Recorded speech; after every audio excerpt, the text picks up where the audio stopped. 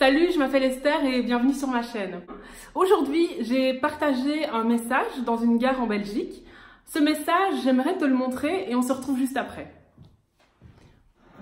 Bonjour à tous, j'espère que vous allez bien. Je vous souhaite une heureuse année 2019. Alors comme c'est le début de l'année, je suppose que vous avez pris des résolutions pour cette nouvelle année. Peut-être que certains ont décidé de reprendre le sport. Peut-être que certains se sont dit qu'ils allaient prendre une nouvelle activité, peut-être que d'autres ont dit qu'ils allaient renouer des liens avec certains membres de leur famille. Mais en tout cas, sûrement qu'en cette nouvelle année, vous vous êtes fixé des objectifs. Et à la fin de l'année 2019, normalement, vous allez faire un bilan pour voir si vous avez atteint vos objectifs que vous êtes fixés en début d'année. Mais moi, la question que j'aimerais vous poser, c'est: et si jamais vous ne voyez jamais l'année 2020 ? Si votre vie s'arrête au courant de cette année 2019, et imaginons que vous vous retrouvez devant Dieu, et Dieu vous demande: pourquoi est-ce que je te laisserai rentrer au paradis? Qu'est-ce que vous allez lui dire? Alors là, vous vous apprêtez à prendre le train, vous êtes censé avoir un ticket de transport. Le contrôleur va passer pour voir si vous avez un ticket de transport. Alors imaginez, vous lui dites: j'ai pas de ticket de transport, mais je peux vous donner mon abonnement de bus. J'ai pas de ticket de transport, mais je peux vous donner ma carte du sport. Et ça me fait penser aux personnes qui disent que, sous prétexte qu'elles ont des belles valeurs, elles peuvent aller au ciel. Sous prétexte qu'elles ont un bon comportement, elles peuvent aller au ciel.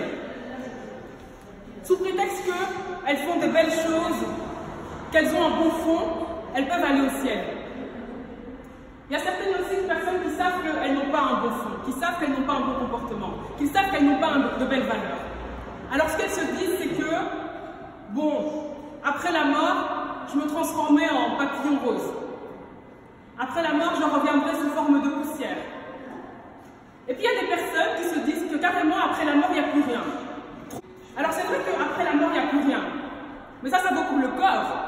Moi, je suis noire, il y a des blancs, etc. Et pour le corps, il n'y a plus rien après la mort, ça c'est vrai. Mais nous tous ici, on a des pensées, on a une volonté, on a des sentiments, on a des émotions. Et ça, c'est l'âme. Nous tous ici, on a une intuition, une intelligence, un subconscient, une conscience. Ça, c'est l'esprit. Alors c'est vrai que pour le corps, il n'y a plus rien. Mais l'âme va quelque part. L'âme va soit au paradis, ou l'âme va en enfer. Alors, beaucoup de personnes, elles sont peut-être chefs d'entreprise, cadres, elles ont peut-être de belles voitures, belle réputation, etc. Mais un simple objet de 6 cm arrive à contrôler leurs finances. Une simple cigarette arrive à contrôler leur santé parce qu'elles sont prises dans les pièges de l'addiction. Il y a certaines personnes, elles ont peut-être une belle famille, une belle femme, un beau mari, des bons amis, mais ils ne peuvent pas s'empêcher d'être hypocrites. Ils ne peuvent pas s'empêcher de tromper leur femme et de tromper leur mari. Pourquoi? Parce qu'ils sont pris dans les pièges du péché. Tellement de personnes sont tellement mal dans leur peau que le soir, elles pleurent dans le lit, qu'elles sont prêtes à construire leurs veines, qu'elles sont prêtes à faire des tentatives de suicide parce qu'elles ont des mal-être.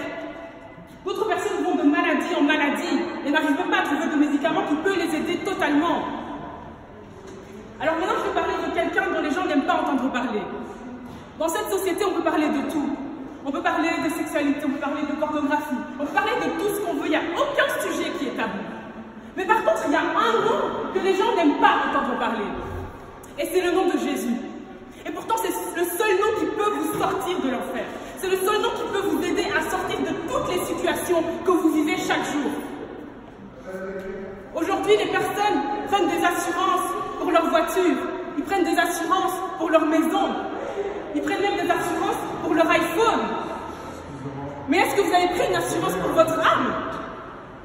Est-ce que vous pensez à l'état de votre âme? Alors certaines personnes vont peut-être se dire que oui, mais j'ai déjà prié, rien n'a changé. J'ai déjà prié, ma situation n'a pas changé. Alors ici, nous on est en Belgique. Imaginez, je vous vole votre portefeuille et vous demandez que je vous le rende, et je ne veux pas vous le rendre. Alors vous décidez de parler à quelqu'un de plus élevé, vous décidez d'écrire une lettre à la reine d'Angleterre.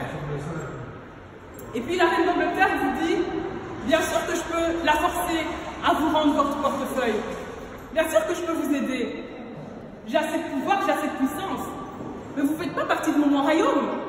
Et si vous voulez que je vous aide dans votre situation, si vous voulez que je change votre vie, vous devez venir dans mon royaume. De la même façon, Dieu vous dit, si vous voulez que je puisse intervenir dans votre vie, si vous voulez que je puisse changer ces situations qui vous font souffrir, ces situations qui vous empêchent d'être en relation avec moi, vous devez d'abord venir dans mon royaume.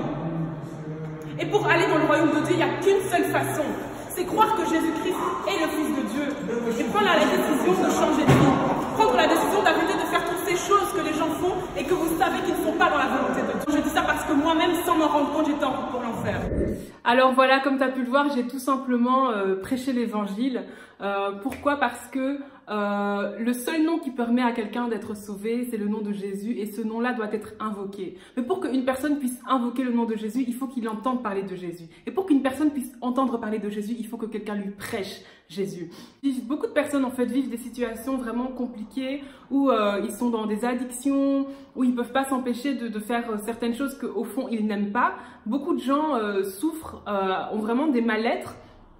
Et certaines personnes ont des maladies terribles. Et c'est vrai que la société va nous proposer des solutions, mais ce sont des solutions qui sont temporaires et qui très souvent en fait ne sont pas très efficaces. Et il y a un seul nom en fait qui permet vraiment de changer totalement de vie, qui peut vraiment transformer la vie d'une personne, et c'est le nom de Jésus. Alors quand les gens entendent parler de Jésus, très souvent ils se disent que voilà, c'est le petit Jésus qui est dans sa crèche, etc. Mais non, Jésus c'est un Dieu vivant qui aujourd'hui encore peut transformer les vies. Pourquoi? Parce que Dieu aime tellement l'être humain que il a envoyé Jésus pour que n'importe qui va croire en Jésus puisse non seulement voir son âme sauvée, mais puisse également vivre la vie que Dieu a prévue à la base pour l'homme. Et c'est une vie qui est loin des addictions, loin du péché, loin du mal-être, loin des maladies, et c'est une vie qui au contraire est remplie d'amour, remplie de joie, et une vie en fait qui est tout simplement une relation en fait quotidienne avec Dieu. Alors je sais que ma façon de prêcher l'évangile peut parfois paraître un peu dure et un peu sévère, mais c'est juste parce que je suis vraiment dans mon message et que je veux tellement que les gens puissent vivre la vie que Dieu a prévue pour eux, mais c'est vraiment par amour et par compassion que je le fais. Alors si toi qui m'écoutes en fait, tu t'es senti concerné et tu décides de donner ta vie à Christ aujourd'hui, alors c'est très simple, il suffit juste en fait de croire que Jésus-Christ est le Fils de Dieu, de croire qu'il est mort pour toi à la croix, et de décider en fait de changer de vie, de décider de laisser tomber en fait toutes ces choses que tu fais et que tu sais qui ne sont pas dans la volonté de Dieu, mais de commencer à faire ce qui est dans la volonté de Dieu. Et si tu as pris cette décision, n'hésite pas à me contacter, que ce soit par mail, que ce soit par mes réseaux sociaux. Tu trouveras tous mes liens en barre d'infos. Tu trouveras aussi un exemple de prière. Alors si tu as pris cette décision de croire en Jésus et de changer de vie, tu as en fait vécu ce que la Bible appelle la nouvelle naissance, c'est-à-dire que par la foi en Jésus-Christ, Jésus t'a communiqué en fait la vie éternelle et le Saint-Esprit est venu habiter en toi. Et donc maintenant en fait tu fais partie du royaume de Dieu, tu fais partie de la famille de Dieu et tu es né de nouveau. Et il faut vraiment comprendre que il n'y a que la foi en Jésus et la repentance, donc le fait de changer de vie, de prendre la décision de vivre différemment, qui permettent à quelqu'un de rentrer dans le royaume de Dieu. Aucun bon comportement, aucune belle valeur, aucune œuvre en fait ne peut permettre à quelqu'un d'être sauvé. Il n'y a que la foi et la repentance. Par contre, si toi tu me regardes, tu as déjà donné ta vie à Christ depuis un moment, tu connais déjà le Seigneur et que tu marches fermement à ses côtés, ah ben gloire à Dieu, que Dieu te bénisse. Mais rappelle-toi que le jour où tu as accepté Christ, il y a eu énormément de joie dans le ciel. Et à l'heure actuelle, il y a des millions, voire des milliards de personnes pour qui le ciel attend d'être dans la joie. Alors si tu penses que ça peut toucher, n'hésite pas à partager cette vidéo parce qu'elle peut peut-être faire du bien à quelqu'un et permettre à quelqu'un de réaliser en fait que demain ne nous appartient pas et que l'amour de Dieu est disponible. Mais pour pouvoir en jouir pleinement, il faut d'abord faire partie de son royaume. Je te remercie vraiment d'avoir pris le temps de suivre cette vidéo. N'hésite pas à me suivre sur mes différents réseaux sociaux, à t'abonner si ça te dit. Et moi, je te retrouve une prochaine fois pour une autre vidéo. À bientôt!